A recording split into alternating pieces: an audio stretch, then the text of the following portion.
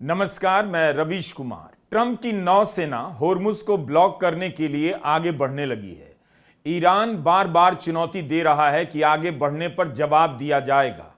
अगर होर्मुज जंग का मैदान बना तब उसका असर भारत पर और बुरा होने जा रहा है। पहले से ही भारत में तेल और गैस की सप्लाई पर दबाव है, लेकिन चीन के साथ साथ भारत के भी जहाज इस रास्ते में फंस गए तो तेजी से बढ़ती हुई महंगाई लोगों का घर ठप कर सकती है। नोएडा में जो हुआ है उसे ईरान युद्ध से भी जोड़कर देखा जा सकता है। मीडिया में गैस और महंगाई की रिपोर्ट गायब है, लेकिन मजदूर महसूस करने लगा है। नोएडा की तमाम फैक्ट्रियों के मजदूरों का सब्र टूट गया और उन्होंने एक हफ्ते के भीतर अपनी सैलरी को लेकर दूसरी बार प्रदर्शन किया है। 13 अप्रैल को नोएडा के कई इलाकों को मजदूरों ने जाम कर दिया और कुछ जगहों पर प्रदर्शन हिंसक भी हो गया। प्रशासन के हिसाब से स्थिति नियंत्रण में तो आ गई, मगर जिन स्थितियों के कारण मजदूर सड़क पर उतर रहे हैं, क्या उसका भी समाधान हो गया है? प्रशासन कह रहा है कि मजदूरों की सैलरी और बोनस भुगतान से संबंधित उनकी मांगों को कड़ाई से लागू करवाएंगे, मगर मजदूर अब आश्वासन नहीं, उसे होते देखना चाहते हैं। हो सकता है उनका जीना अब मुश्किल हो गया हो। नोएडा एक महानगर के समान है। यहाँ की जीवन शैली हर किसी के लिए महंगी है। इस प्रदर्शन में शामिल महिलाएं बड़ी संख्या में हैं। इसे अनदेखा नहीं किया जा सकता। गैस महंगी हो गई, स्कूल की फीस से लेकर किराया भी महंगा हो गया। कई मजदूरों ने कहा कि फैक्ट्री में भोजन मिलता है, मगर उससे क्या होगा? सैलरी 10 से 13 हजार मिलती है, उसमें से भी कुछ दिन काम पर नहीं बुलाते तो पैसा कम पड़ जाता है। उनका गुजारा नहीं चल पा रहा।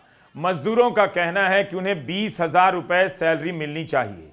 क्या प्रशासन सैलरी डबल करवा पाएगा?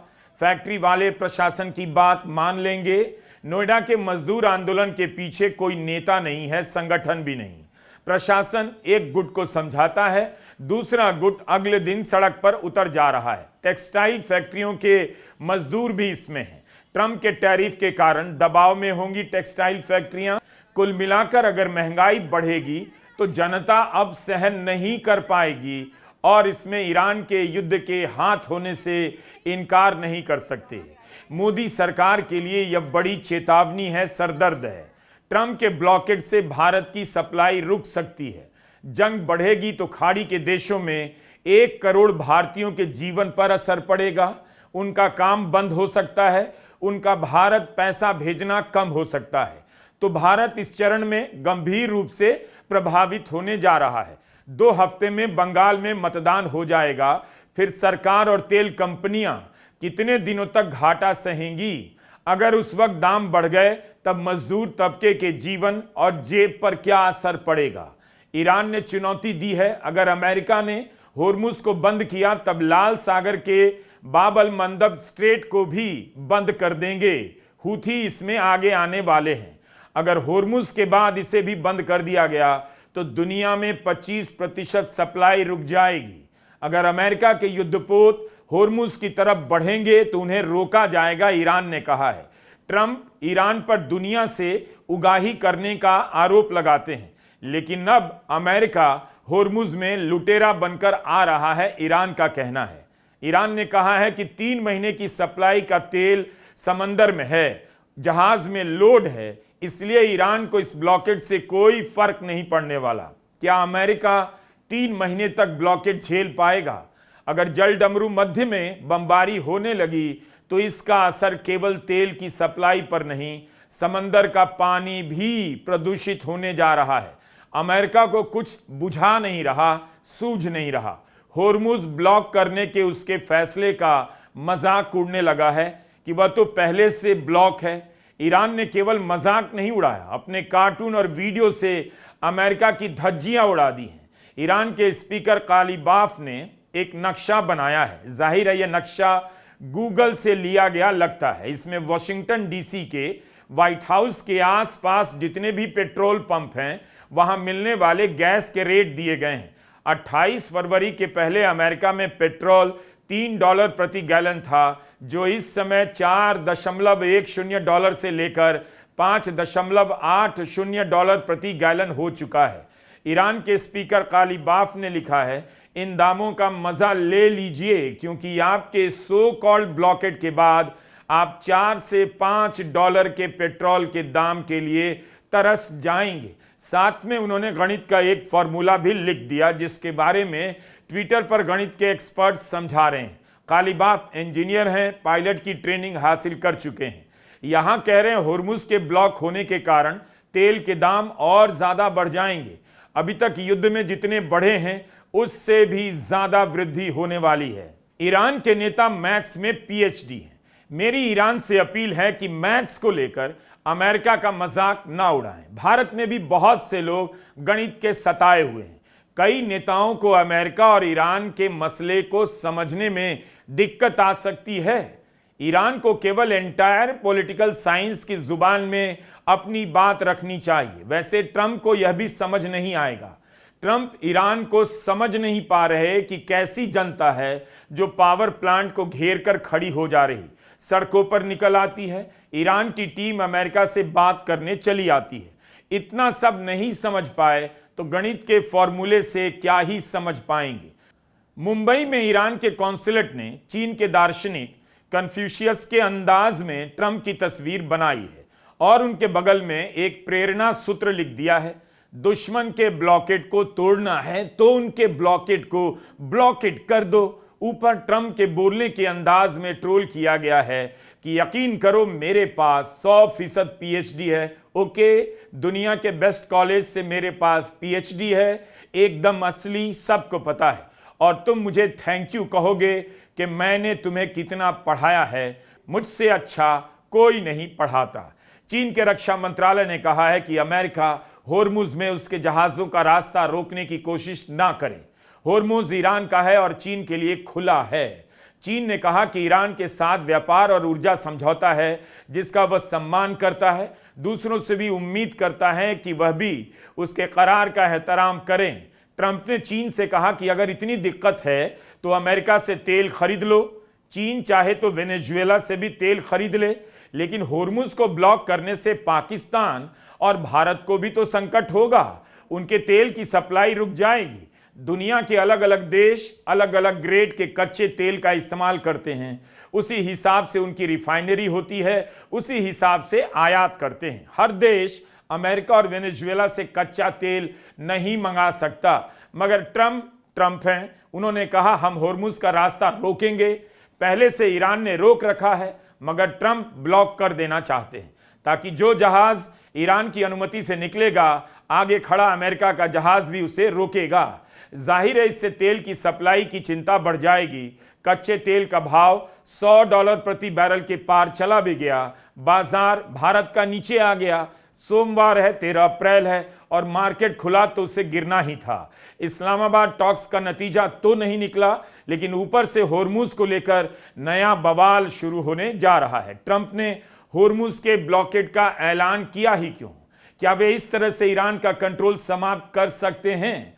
40 दिनों के हमले के बाद ईरान ने होर्मुज का रास्ता सबके लिए नहीं खोला, तो क्या वह इस तरह के ब्लॉकेट से खोल देगा? अमेरिका की सेना ने घोषणा कर दी है वह ब्लॉकेट के तहत ईरान से आने और जाने वाले हर जहाज का रास्ता रोकेगा, लेकिन दूसरे देशों के जहाजों को नहीं रोकेगा। क्या ईरान के जहाज रोकने से दूसरे जहाजों में होर्मुज पार करने का कॉन्फिडेंस आ सकता है? वॉल स्ट्रीट जर्नल ने रिपोर्ट किया है कि अमेरिका ब्लॉकेट कर सकता है लेकिन उस पर कंट्रोल बनाना मुश्किल होगा।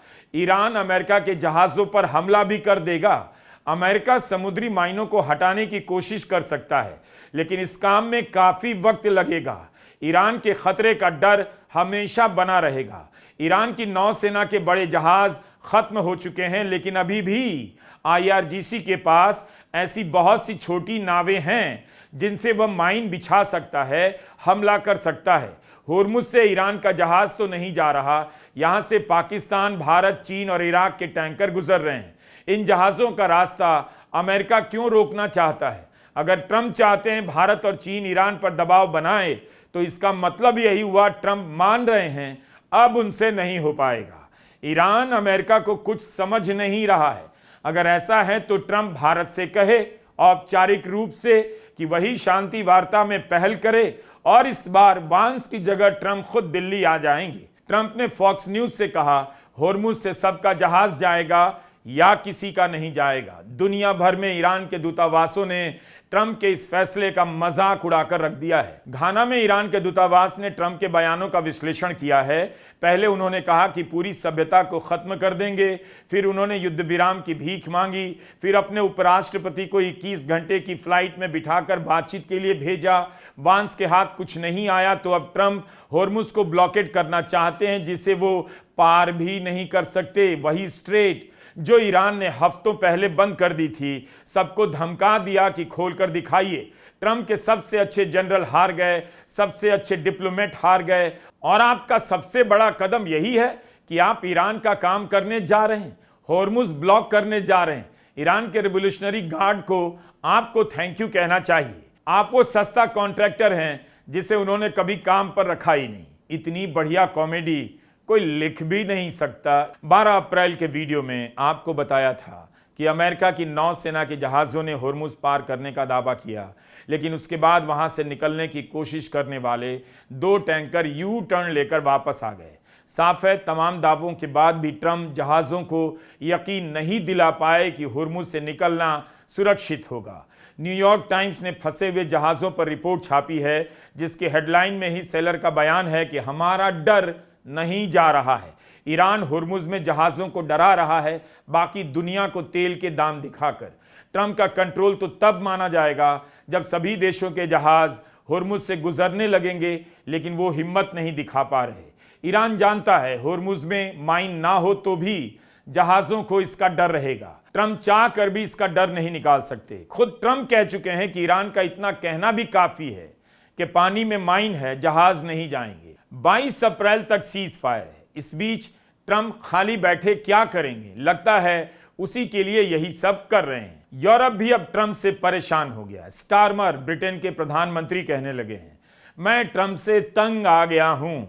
ब्रिटेन ट्रंप के ब्लॉकेड में शामिल नहीं होगा। ब्रिटेन स्पेन और फ्रांस के साथ मिलकर रास्ता खुलवाने की कोशिश करेगा। पोलैंड की संसद के स्पीकर ने कहा कि ट्रंप अराजकता के लीडर है। सऊदी अरब ने पूरब से पश्चिम तक जाने वाली पाइपलाइन को ठीक कर लिया। यह पाइपलाइन ईरान के हमले में क्षतिग्रस्त हो गई थी। अगर ईरान से तेल ही नहीं निकलेगा तो इस पाइपलाइन का क्या काम रह जाएगा? अमेरिका के मीडिया में विश्लेषण छप रहा है कि ट्रंप इस ब्लॉकेड से क्या हासिल कर पाएंगे। खुद ट्रंप ऐसे लेख पोस्ट कर रहे हैं जिनमें लिखा है ट्रंप को चीन और भारत के टैंकरों को रोक देना चाहिए ताकि वे ईरान पर दबाव बनाएं कि सबके लिए होर्मुज का रास्ता खोल दें। 2019 के बाद पहली बार नेशनल इरानियन टैंकर कंपनी का एक सुपर टैंकर 20 लाख बैरल तेल लेकर ईरान से भारत आया है। इसके आते ही ट्रंप ने ब्लॉकेड की घोषणा कर दी कि आपने जहाजों की आवाजाही के लिए भारत चीन की तरह अमेरिका को जवाब देगा या ईरान से बातचीत करेगा। पाकिस्तान के न्योते पर इस्लामाबाद जाकर बातचीत में होर्मुज की हर शर्त को खारिज करने वाला ईरान क्या भारत की बात मानकर होर्मुज खोल देगा? चीन ने साफ कर दिया कि उसके जहाजों का रास्ता नहीं रोका जाना चाहिए। भारत को रूस से तेल लेने की अनुमति अमेरिका ने दी, ईरान से भी। क्या भारत ब्लॉकेड के मामले में मध्यस्थता की पहल अब कर सकता है? 13 अप्रैल की मध्यरात्रि से ब्लॉकेड शुरू होगा। 14 अप्रैल की सुबह से कच्चे तेल का भाव दुनिया भर के बाजारों में कितना ऊपर जाएगा ट्रंप भी नहीं जानते। ट्रंप हताश लगने लगे हैं। अभी तक वह ईरान और रूस के तेल पर प्रतिबंध हटाने की बातें कर रहे थे, संदेश दे रहे थे कि युद्ध और मार्केट उनके कंट्रोल में है। मगर विश्लेषकों का कहना है कि शायद इसी वजह से तेल के दाम उतनी तेजी से नहीं बढ़े जितनी तेजी से बढ़ सकते थे। अब ब्लॉकेज के बाद दाम काफी तेजी से बढ़ सकते हैं। यह युद्ध के प्रभाव को सीधा बाजारों तक पहुंचा देगा। ब्लॉकेड की उनकी घोषणा के बाद ब्रेंट क्रूड फ्यूचर्स का दाम $8 बढ़कर $102 प्रति बैरल पहुंच गया। जब ब्लॉकेड शुरू होगा तब क्या होगा? पाकिस्तान में हुई बातचीत से उम्मीद बढ़ी थी। लग रहा था अगर 47 साल बाद दोनों देश आमने सामने बात कर सकते हैं तो कुछ हल भी निकल सकता है। 21 घंटे में डील का होना संभव नहीं था, लेकिन ढांचा भी बन जाता तो आज स्थिति कुछ और होती। ईरान के विदेश मंत्री अब्बास अराकची ने ट्वीट किया है कि 47 साल बाद हुई इस शीर्ष स्तर की बातचीत में ईरान युद्ध खत्म करने के अच्छे इरादे से गया था, लेकिन जब हम इस्लामाबाद मेमोरेंडम ऑफ अंडरस्टैंडिंग के एकदम करीब आ गए, हमने देखा अचानक अमेरिका की मांगें बढ़ गईं, नई नई बातें करने लगा, ब्लॉकेड की बात करने लगा। अमेरिका ने कुछ नहीं सीखा, गुडविल से ही गुडविल आती है, दुश्मनी से दुश्मनी ही मिलती है। क्या बातचीत की मेज पर ही ब्लॉकेड की बात उठाई गई? अपने बयान में वांस ने कहा वे गुड फेथ में बातचीत करने आए हैं, अच्छे मन से बात करने आए हैं, लेकिन अगर ब्लॉकेड की धमकी दी जा रही थी तब क्या यह गुड फेथ दिखाई देता है? बातचीत के दौरान अमेरिका ने मध्यम श्रेणी के 2 युद्धपोतों को भेजकर होर्मुज पार करने की कोशिश क्यों की? बातचीत खत्म होने के 2 घंटे बाद ट्रंप ब्लॉकेड की धमकी क्यों देने लगे? अराकची के ट्वीट पर ईरान के एक्सपर्ट प्रोफेसर वली नासिर ने लिखा है, उनके बयान से इस बात का इशारा मिल रहा है जैसे ही डील होने वाली होगी ट्रंप ने अमेरिका की पोजीशन बदल दी होगी और नौसेना के ब्लॉकेड की धमकी दी होगी। इसका मतलब ट्रंप की दखलंदाजी के कारण बातचीत बिगड़ी है। वॉशिंगटन पोस्ट के एक विश्लेषण में छपा है, इस बातचीत में वांस टेस्ट करना चाहते थे ईरान अपने बारे में क्या सोचता है, अपनी शक्ति के बारे में उसका क्या अंदाजा है। बातचीत कर वांस को लगा ईरान अपनी ताकत जरूरत से ज्यादा आंक रहा है, जबकि जमीन पर उसका प्रभाव उतना नहीं है। सूत्रों के हवाले से वॉशिंगटन पोस्ट ने लिखा है, ईरान की कमजोरियां जानकर अब ट्रंप ईरान को टेस्ट करना चाहते हैं। क्या इसलिए होर्मुज का ब्लॉकेड करवा रहे हैं? बातचीत के बारे में ट्रंप ने कहा, सिर्फ एक ही बात का फर्क पड़ता है, ईरान अपने परमाणु इरादे से पीछे हटने के लिए तैयार नहीं, लेकिन होर्मुज को लेकर उनकी बढ़ती हुई बेचैनी बता रही है बात सिर्फ परमाणु क्षमता की नहीं है। लोग भी लिख रहे हैं कि अमेरिका ईरान को अपनी शर्तों पर राजी करना चाहता है, लेकिन अब इसके लिए बहुत देर हो गई है। सभ्यता खत्म करने वाले बयान पर ट्रंप कह रहे हैं कि उसी की वजह से ईरान मेज पर गया, जबकि रिपोर्ट हो चुका है कि युद्ध विराम की बातचीत काफी आगे पहुंच चुकी थी। उस समय ट्रंप ने वह पोस्ट किया। कभी ट्रंप कहते हैं, मेरा अनुमान है ईरान वापस मेज पर आएगा और हमें सब कुछ दे देगा। कभी यह भी कहने लग जाते हैं कि अब उन्हें इस बात से फर्क नहीं पड़ता कि ईरान बातचीत की मेज पर आएगा या नहीं। Oh, I don't know. I don't care if they come back or not. If they don't come back, I'm fine. Their military is gone. Their missiles are largely depleted.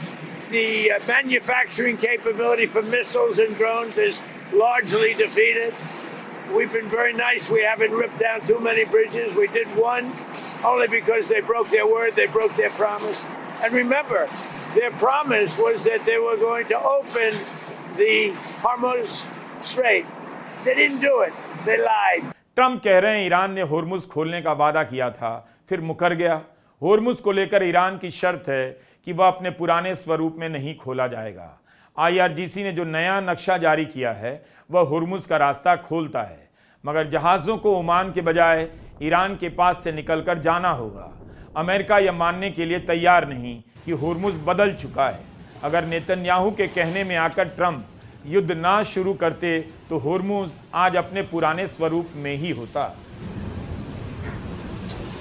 क्या ब्लॉकेट कर उसका पुराना स्वरूप ट्रंप वापस ले सकते हैं? हर दूसरे पोस्ट में गॉड ब्लेस अमेरिका कहने वाले ट्रंप अब पोप से भी भिड़ने लगे हैं। कितने फ्रंट पर लड़ेंगे? हर तरफ मोर्चा खोल रखा है इस बंदे ने। जनवरी में पोप ने स्टेट ऑफ द वर्ल्ड अभिभाषण में कहा कि कूटनीति की जगह बल प्रयोग ने ले ली है, युद्ध की भूख बढ़ती जा रही है।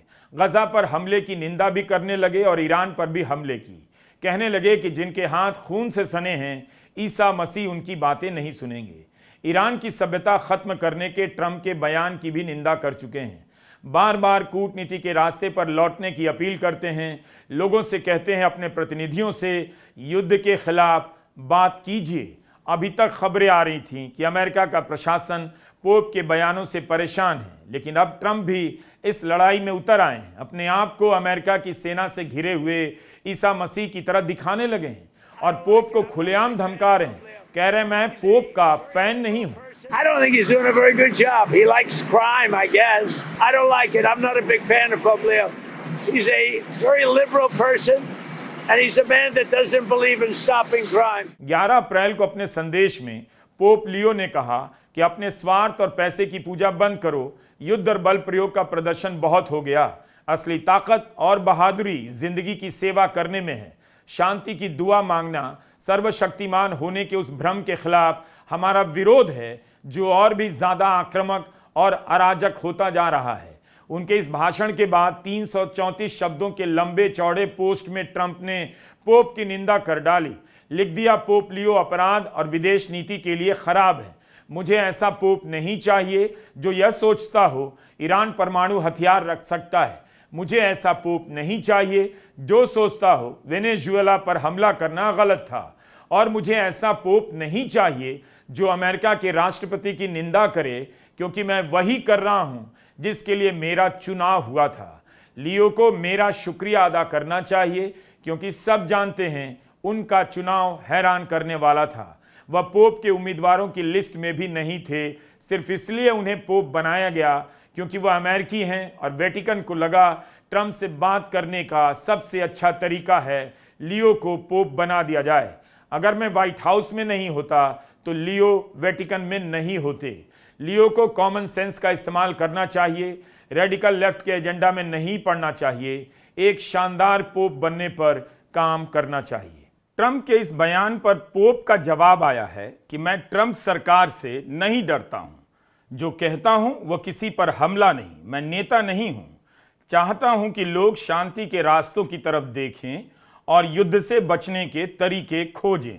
ट्रंप का यह बयान उन खतरों के सच होने की तरफ इशारा करता है कि उनका प्रशासन कुछ महीनों से वेटिकन के प्रतिनिधियों को धमका रहा है, पोप तक संदेश पहुंचाना चाह रहा है कि वह युद्ध के खिलाफ बोलना बंद कर दें। इसकी पुष्टि नहीं हुई। अमेरिका के रक्षा विभाग ने खंडन किया, फिर भी जनवरी महीने की यह घटना बहुत कुछ कहती है। खबर 7 अप्रैल को आई। द फ्री प्रेस नाम के मीडिया ने खबर ब्रेक की कि जनवरी महीने में पोप के अभिभाषण के बाद अमेरिका के रक्षा मुख्यालय पेंटागन ने अमेरिका में वेटिकन के राजदूत फ्रांस के पादरी कार्डिनल क्रिस्टोफ पियर को बुलाया और पोप के बयानों को लेकर धमकाया।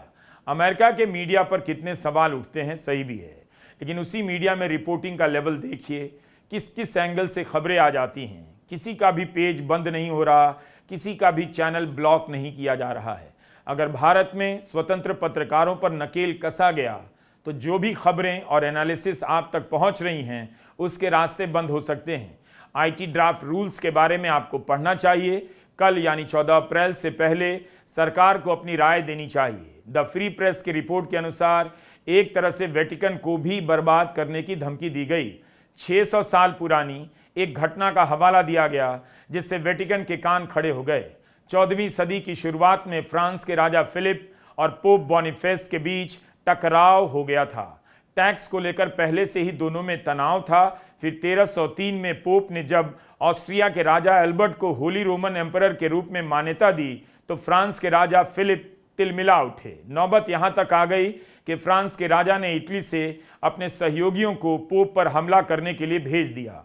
पोप बॉनिफेस को अगवा कर लिया गया, कैद में रखा, मारा पीटा गया। 1 महीने बाद 73 साल के पोप की मौत हो गई। इसके बाद अगले 7 पोप को फ्रांस के इसी शहर अवेन्यू में स्थापित किया गया। इसे ही अवेन्यू पेपेसी कहते हैं, यानी पोप के शासन का वह काल जो वेटिकन के बजाय फ्रांस से चला। 70 साल तक पोप को वेटिकन से दूर फ्रांस में उसके राजा की निगरानी में रहना पड़ा था। दक्षिणपंथी राजनीति अक्सर धर्म की पहचान को आगे करती है, उसे इतना बड़ा बना देती है कि बाकी कुछ दिखाई नहीं देता, लेकिन उसके पीछे कॉरपोरेट का गिरोह अपने फायदे का एजेंडा पूरा करने लग जाता है। भारत में क्या हुआ? बाय द वे, धर्म की राजनीति करने वाले ही शंकराचार्य, अभिमुक्तेश्वरानंद सरस्वती को अपमानित करने लगे, उन पर मुकदमे होने लगे। धर्म का झंडा उठाने वाले चुप रह गए। ठीक उसी तरह अपने चुनाव प्रचार में ईसाइयत की बात करने वाले ट्रंप का प्रशासन पोप के प्रतिनिधि को बुलाकर धमकाता है। ईसाई धर्म के केंद्र वेटिकन पर हमला करने का इशारा करता है। धर्म की राजनीति अंत में उसी जनता को निगल जाती है जिसकी धार्मिक पहचान का झंडा उठाती है।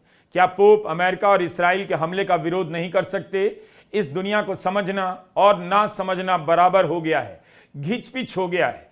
ट्रंप ने सोचने की हर सीमा को तोड़ दिया। नेतन्याहू को काबू करने वाला कोई नजर नहीं आता। तब तक आप इस युद्ध की कीमत अपनी जेब से चुकाते रहिए। आगे ऐसी गलती ना हो। इस तरह के नेताओं के बहकावे में आप ना आए, सावधान रहें। हमारा वीडियो दिन में 2-2 बार देखा कीजिए। नमस्कार, मैं रवीश कुमार।